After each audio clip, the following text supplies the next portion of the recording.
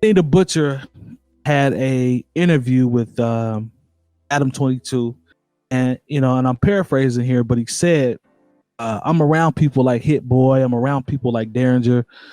I get access to all these guys that are super producers, and if you're gonna send beats in to me, you gotta send your best material, because I'm not gonna take the time to try to listen to it if it's not your best material, and depending on who it comes from.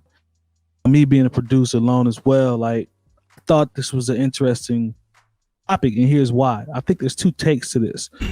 One could be that you take that as motivation to sing your best stuff in, hoping that an artist that of a higher caliber will accept it.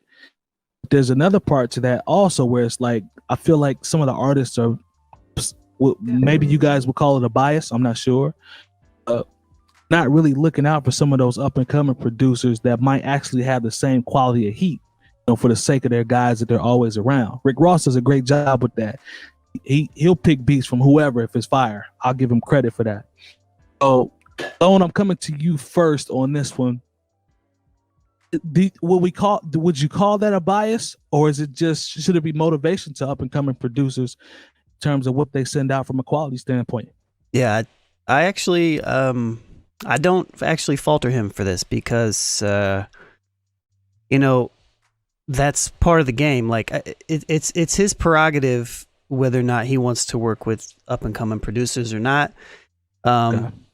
Like I do like commend people like 50 Cent did it in the 2000s. With working with random people. Mm-hmm. Obviously Rick Ross and a lot of people do, to be honest.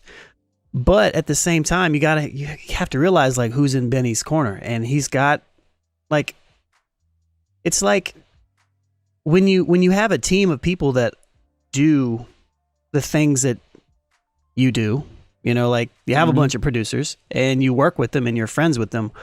The need to even step outside of that becomes so much smaller.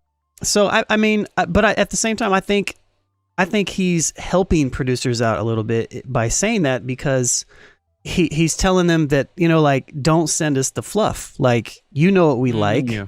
Send us the good stuff. Send us something that's going to turn our head. We don't need 20 of your best beats. Send us your best 2. You know what I mean? And then we'll choose from them. And, if you have the luxury of being able to be in the room with somebody eventually, then you can play in some other stuff. But like, to me, it's just good etiquette, like, and it's just good from a producer standpoint. Like, you don't want to like get in and get out, like send them your best thing, send them the best thing, and then just keep it moving, and then if that doesn't work out, go work with somebody else. That's how I feel. Okay. And we've had experience from a submission standpoint. We know how it goes. We know there's a 65 to 70% chance that it won't make it through the filters to even get to the artist. We know that. We've been in that game for a long time. It's a shot in the dark, Yeah, and there's also a high percentage chance that you're gonna get robbed. I've been down that road before. I had an idea that was stolen. I get mad when I talk about it, so I ain't even talk about it. But you don't talk about it. I ain't gonna talk about it. But it does happen, man. Like people get ripped off, especially back in the day. But what if you're sending your best product and your best quality beats? The review process is bullshit. Like, they're not really scanning through and sifting through beats that are being sent. It's more like, I might listen to a couple of them, and then I'm gonna go to all of my guys that have the notoriety. That's what it is. I mean, we can't control that, but it's just a part of the game, right? Yeah, that's just part of the business. I mean, when you're sending something to them, it's kind of with the expectation that it might be heard. You know what I'm saying? I don't think once you're putting the folder together, you're thinking that your stuff is going to be heard automatically every single time you send something out. Part of the game, I think.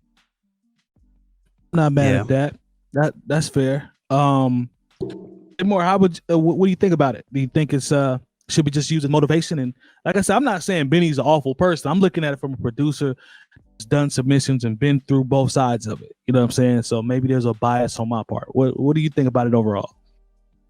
I think it's a situation where Benny and everybody in that camp, they have producers that they're comfortable with, who know how to make a sound that fits exactly what it is they do.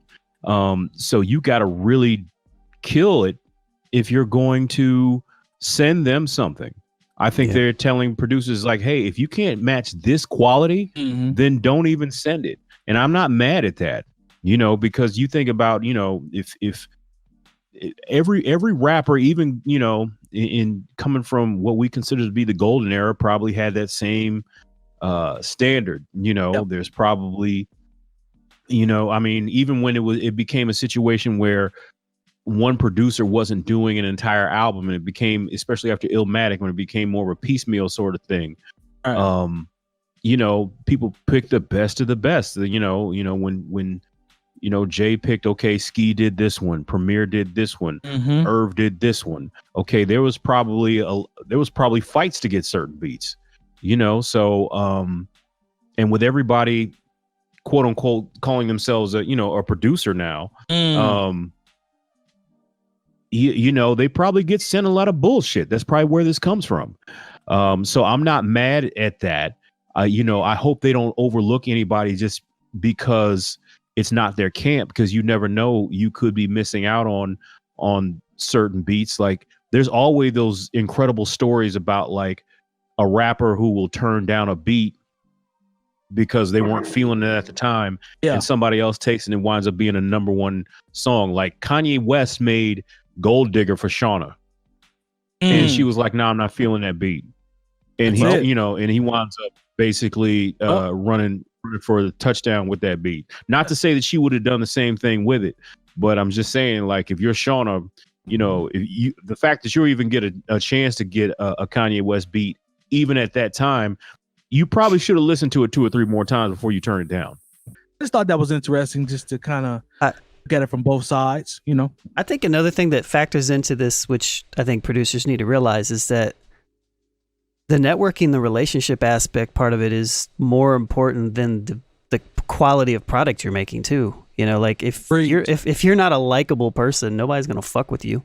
If you're an asshole, or if you're somebody who is too eager, if you're not handling your brand, like appropriately, if your brand doesn't fit, like Benny's, like shouts to CID, like you send CID the best beats that's going to make you want to sell drugs to the community, like, and do you represent that as well? I don't know. So it's also, that part of it is important, not the selling drugs to community, but the, like all of the other pieces besides the community. but all those factors that aren't related to just the music itself, and those things matter just as much, if not more. So unless you're lucky, so. Benny said, actually, one thing I thought that was dope, and this is the tip to all the producers that are up and coming, or, whatever level that you're in or on. He said, don't send me. He said, I get enough people trying to send me what I already have. Yeah. Send me your best version of you. Like he was like, you'd be surprised how many times I get excited when I hear beats that are not what I normally get. Yeah. You know what I'm saying? So keep that in mind too. Like if you got your own, I've always been, well, actually, Lone and I, we've always been for being creative and being original. Like create your own sound, do you, like get your own signature. And if you continue to work hard enough, it'll pay off in the long run, because you are you and people will come to you for you. So definitely said that, like, make sure you send me your best stuff, but do you. Don't send me Derringer. Don't send me sure. Alchemist. What I mean? The last thing I want if I'm Benny is a knockoff Derringer. Like I don't need a knockoff Alchemist. Like they're already the best at what they do. Like what makes you a little bit different, And so yeah, this is a good talk. It kind of kills all the YouTube producers out there that type have, beats, such and such type beat behind every description. It's my job to never click on those, because I think that's stupid. I never click on those. I always scroll past those. I'm sorry, y'all. Like, I don't want to hear a Timberland type. I'm cool. Like, I'm good on that because it's not gonna be Timberland-esque. I ain't gonna even click on it. If you've enjoyed this segment of the New Old Heads podcast, make sure to join our live show every Tuesday at 9 p.m. Eastern at twitch.tv/bringingdowntheband and join our private Discord community with talks on hip hop, music, news, and everything else. Links in the description below.